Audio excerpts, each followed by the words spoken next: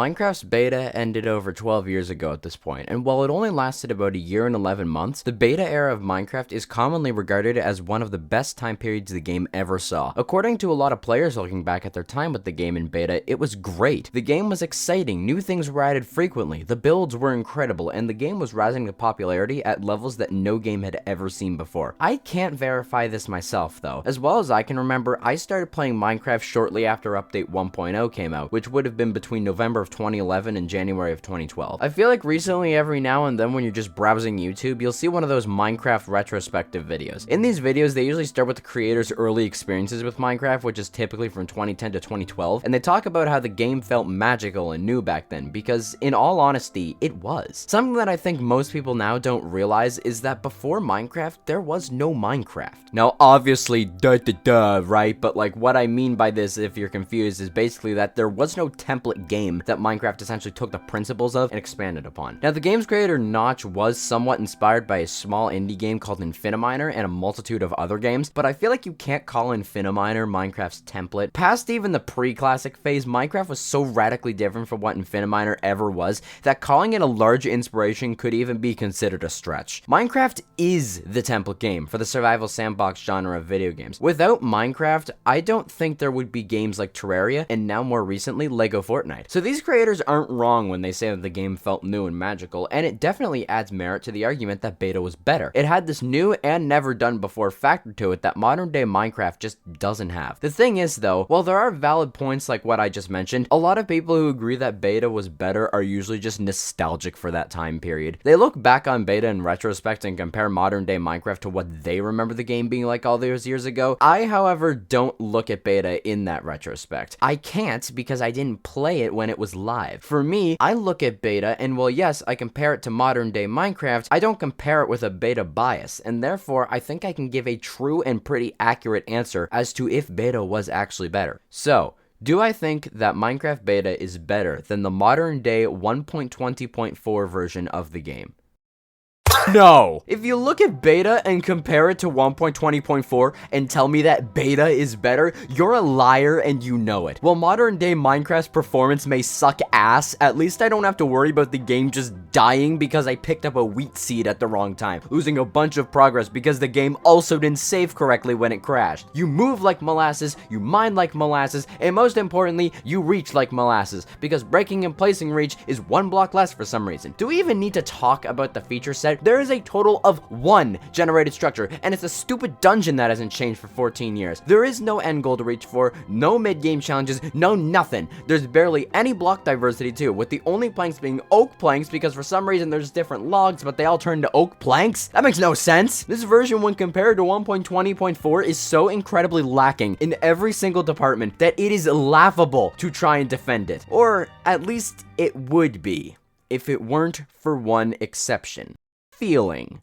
Minecraft beta is not better than 1.20.4 by any shot. But does Minecraft beta feel better to play than 1.20.4?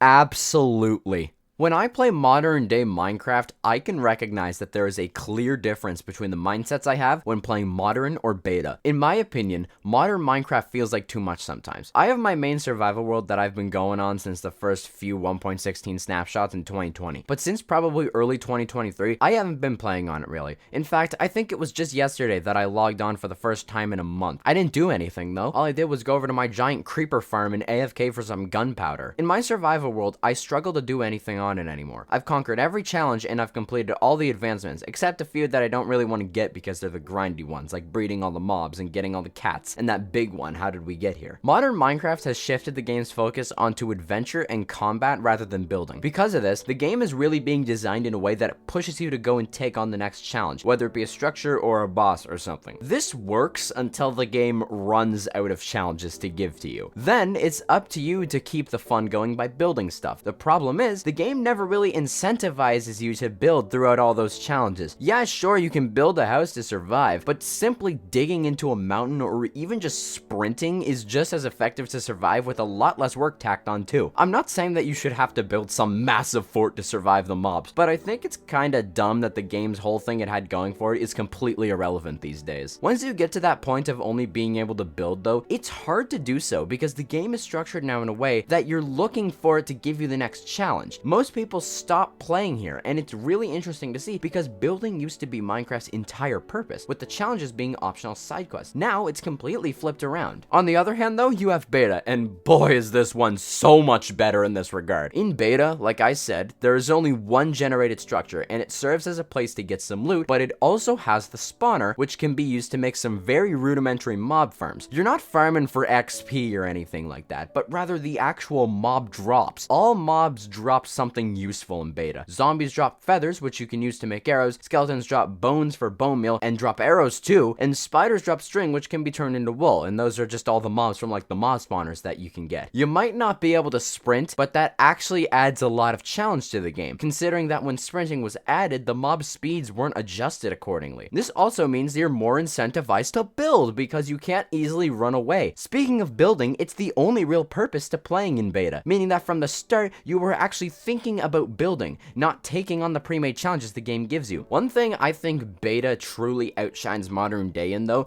is evoking a sense of accomplishment when you're just doing stuff. Beta is simple, and you're basically kind of told to take things slow through your own speed factors, such as your movement speed and mining speed. There is no such thing as insta-mining, unless you count the one exception of using a gold pickaxe on Netherrack. So things actually take time to do, and because of that, you're putting more time into what it is that you're doing. When you're finally finished whatever it is that you're doing, you feel pretty accomplished, and it's absolutely amazing. Another thing beta does really well is actually making you act on your build ideas. In modern day Minecraft, I see so many videos online of people doing these mega builds that when I go to do my own builds, I can't help but compare them and just feel inferior as a result. I just wound up building less because I don't think they're good. Another factor in building less is the sheer selection of blocks you have. Sometimes you'll be building something and then you'll remember this really obscure block that looks so much nicer than what you're using, but you're already too far in, so you can't just tear it down. But once you complete it, you just don't feel good about it because you can't help but think about what could have been if you just used that other block. See what I mean? More blocks actually hurt the creativity of the players. Not to mention the modern day trend that I've heard being called block vomit, where people use so many unnecessary blocks to do quote unquote